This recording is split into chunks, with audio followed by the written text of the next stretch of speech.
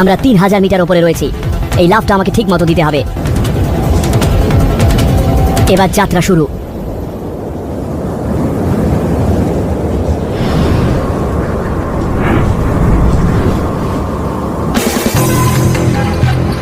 আমার গতিবেগ এখন ঘন্টায় 200 কিলোমিটার।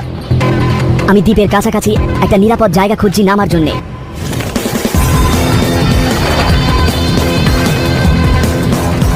আমি এই দ্বীপে নামতে পারবো না, শুধু গাছ আর পাহাড়। সমুদ্র তট খুব সরু আর প্রবল প্রাচীর আমাকে কেটে ফালা করবে, তাই আমি গভীর জলে নামছি। আমাকে ঠিক মতো নামতে হবে। নিচে খালি সমুদ্র বলে দূরত্ব বুঝতে অসুবিধা হচ্ছে। নামার জন্য তৈরি।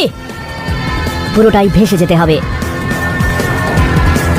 আমরা 3000 মিটার উপরে রয়েছি। এই লাফটা আমাকে ঠিক মতো দিতে হবে। এবার যাত্রা শুরু।